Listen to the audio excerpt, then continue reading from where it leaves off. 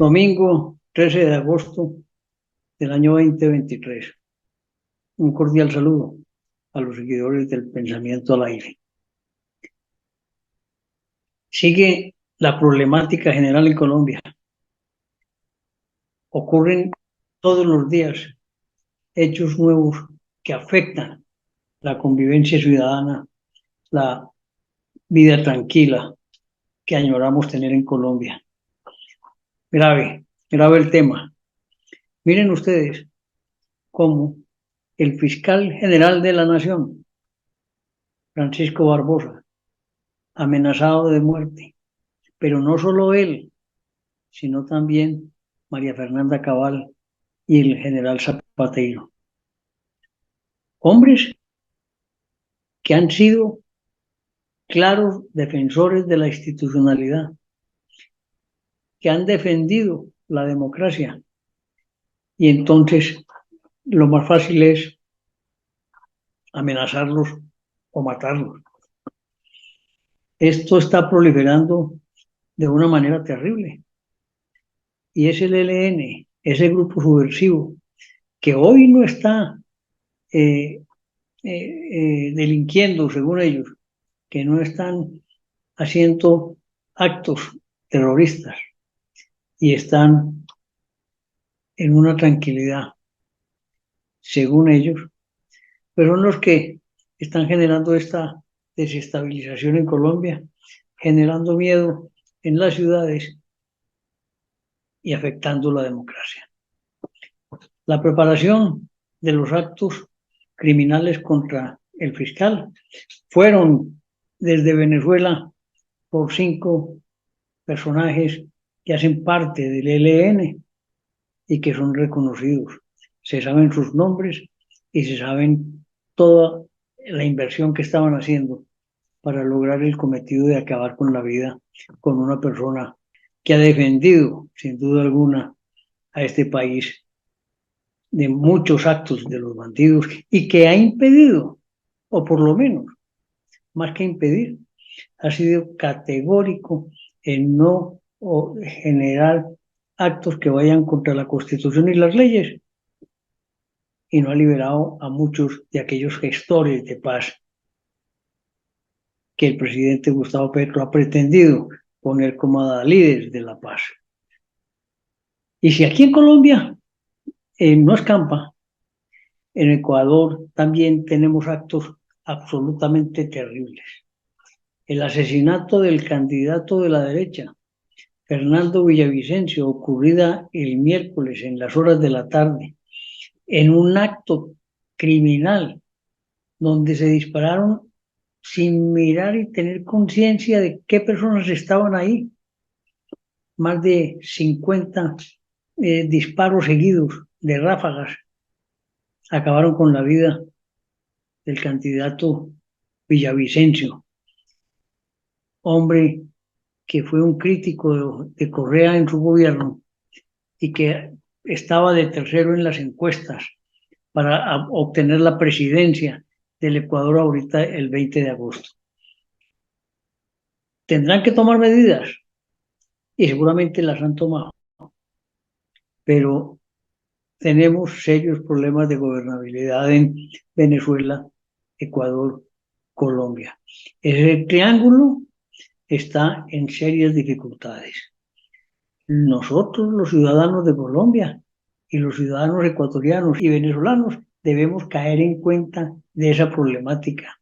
No podemos tener miedo y debemos defender a toda costa la institucionalidad. Pasando a otro tema, tenemos el paro de taxistas que se ha dado en el transcurso de la semana en Colombia. En unas ciudades sin grandes afectaciones a los bienes y en otras con problemas inclusive entre los propios taxistas. Pero el problema surge fundamentalmente por la gasolina. El presidente Petro creyó que cuando el presidente Duque subía la gasolina, ellos podían salir a la calle y desbaratar las ciudades. Pensó que a él no le iba a pasar eso. y ya le está pasando. Hay manifestaciones populares, hay paro de taxistas, amenazan paro de transporte, es decir, no tenemos unos días como muy tranquilos y menos se deben venir. Por ello, la gasolina va a ser un polvorín, porque ese ritmo de crecimiento del valor mensual del reajuste a la gasolina está afectando la canasta familiar. No aquellos 300 o 400 que tengan Toyotas, como dice el presidente. Me da mucha pena con él, porque los que permanentemente utilizan vehículos que requieren el combustible son las motos, miles de motos que hay en Colombia. Son los automóviles, miles de automóviles tiene Colombia. Y el transporte público y el transporte intermunicipal. Además, el transporte de mercancía. Todos utilizan gasolina. Está equivocado. No puedo decirle que miente, pero sí está equivocado en sus apreciaciones y la gente no come cuento. Por eso, entonces, se van proliferando de una manera constante y permanente estos paros que esperamos que no afecten, como lo dije ya, los bienes de la gente, porque la violencia genera más violencia. Un tema que no he tocado porque los sucesos de la semana avanzan de una manera rápida, el discurso del presidente Gustavo Petro el 7 de agosto. Lo escuché sin interrupción alguna el tiempo que él habló. Y yo creo, como lo dije tal vez en un Twitter, que él estaba hablando de otro país, no de Colombia, que él estaba tal vez soñando en el país que ha pretendido teóricamente tener o construir, porque entre lo que él dijo y la realidad hay una disparidad total.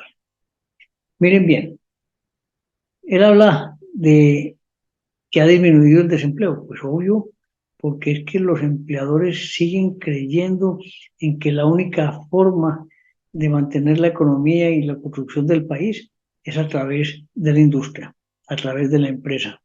Y a pesar del susto que mantienen, tienen fe en que puedan las empresas mantenerse y seguir generando riqueza para Colombia. ¿Por qué? Porque generan empleo, tienen el sistema de seguridad social integral total los trabajadores, hay producto, la gente que tenga dinero lo compra y así se va desarrollando la economía. La economía no se desarrolla de cuento, la economía se desarrolla es porque hay un sector empresarial trabajador, luchador, innovador.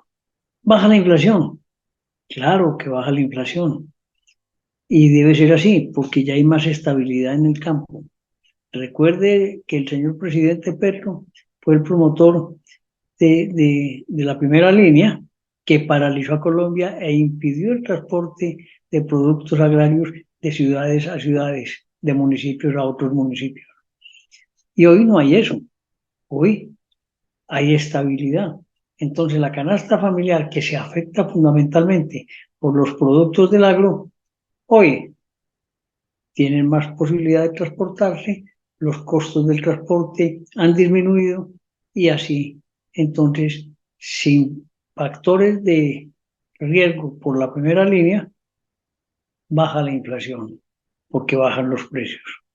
Eso es una consecuencia de esa decisión que él al ganar la presidencia por lo menos paró las acciones de la primera línea que afectaban tanto a Colombia. No se refirió, digamos, al caos que ha generado todo alrededor de la financiación de la campaña de la presidencia de la República del presidente Gustavo Petro, ni se ha referido en al caos que generó Armando Benedetti, Sanabria, la muerte del coronel, y menos a toda la crisis originada por su hijo Nicolás, su señora Deis, por la señora también de Nicolás, y todo aquello que se produce por causa de esa entrada de dineros a las arcas de Petro y su esposa, pero también a la información que dio el candidato asesinado en Ecuador, que desde allá, a través de una prima, habían llevado las platas a la campaña. Habrá que probarlo, porque no tenemos las pruebas, pero eso digo también desde Ecuador. No tengo la prueba suficiente y espero que, a pesar de la muerte del candidato, esas pruebas logren salir. Días difíciles para el presidente, no tocó ninguno de sus temas. Como lo dije, es como si estuviera en un país distinto y esa crisis no exista en Colombia. Y es más grave de lo que creemos, porque esa afecta directamente eh, todo el orden social colombiano. Porque si se logra demostrar que hubo ingresos de dineros no legalizados o dineros ilícitos, producto del narcotráfico o de otras alternativas de ingresos de dinero mal habido, pues hombre, podría perder hasta la investidura el señor presidente de la República. Caos total, porque entonces no se quedará quieto y volverá a la primera línea y volverá el caos al país. Pero si él se le prueba que entraron dineros, la justicia tiene que actuar pase lo que pase, sin miedo, con orden y con mucha disciplina. El pacto histórico también estaba cometiendo errores. Tuvo que retractarse, para ser más precisos, del apoyo al presidente en medio de todo el escándalo que salpica al gobierno del presidente. Los integrantes del pacto histórico salieron apresurados a manifestarle su respaldo y a pedir independencia a la justicia. El problema es que Alirio Uribe, Alejandro Campo y Gloria Arizabaleta pertenecen a la comisión de acusación y dicho comunicado podría generarles complicaciones, ya que a través de dicho documento se habrían pronunciado a favor del presidente Gustavo Petro. Por eso se retracta. Se me olvidaba también comentarles que también a la ex esposa de Nicolás Petro le imputaron otros cargos por presunta participación de la policía en perfilamiento de Laura Ojeda, pareja de Nicolás Petro. Buscaba saber desde qué fecha su esposo Nicolás y Laura Ojeda mantenían una comunicación. ¿Quién le ayudaba? Aparentemente la policía. Entonces, por ello también a ella le fueron imputados los delitos de violación de datos personales y lavado de activos. En conclusión, señores, sí quiero permitirme precisar algunos aspectos del balance del primer año del presidente Petro. La promesa de cambio se vio frustrada por la fragmentación de los sectores sociales, los erráticos proyectos de reforma y la equivocación en las designaciones del gabinete. 11 ministros cambiados en el año de gobierno, más miles de funcionarios que han ido saliendo de segundo nivel, viceministros y otros funcionarios. Pero hablemos de seguridad propiamente. 56 masacres con un incremento del 17%. 35 militares asesinados y policías. Más de 6.000 homicidios. 161 víctimas del secuestro y la lucha contra las drogas por el piso. El balance del primer año en materia de seguridad y orden público. El gobierno se raja y la cartera del ministro de la Defensa, Iván Velázquez, no sale bien librada. Ese señor ministro, hombre, ha sido un despropósito. Las hectáreas recuperadas por siembra de coca disminuyeron.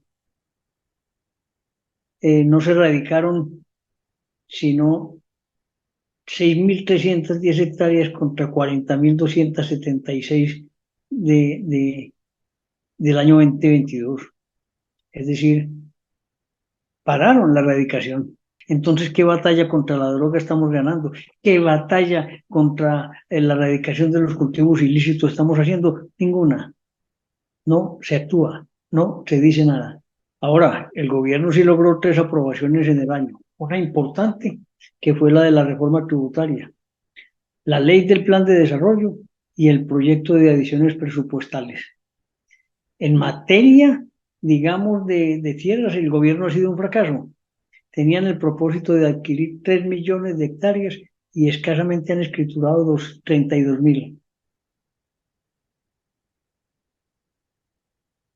Y entonces, ¿de qué hablan? ¿De cuál era el gran cambio? Además, el gran pacto que tenían en el Congreso de la República está diluido. Cada vez fuerzas se dispersan y no tendrá mayorías a no ser que logre construir otra vez el acuerdo nacional. Este es el panorama de esta semana, una semana que ha sido bastante movida en Colombia, con miles de cosas que uno podría quedarse un rato narrando, pero son los hechos y sucesos de la semana que más impactan porque además tendrán consecuencias en los próximos días, meses y posiblemente en años. El país no va bien, el país tiene que cambiar y el país tiene que volver a recuperar su camino en las elecciones del 29 de octubre. No perdamos la esperanza, respetemos la democracia y busquemos la forma y manera de que la convivencia ciudadana pacífica sea lo que obtengamos como resultado de un buen trato, respeto y tolerancia entre los ciudadanos de Colombia. Un cordial saludo.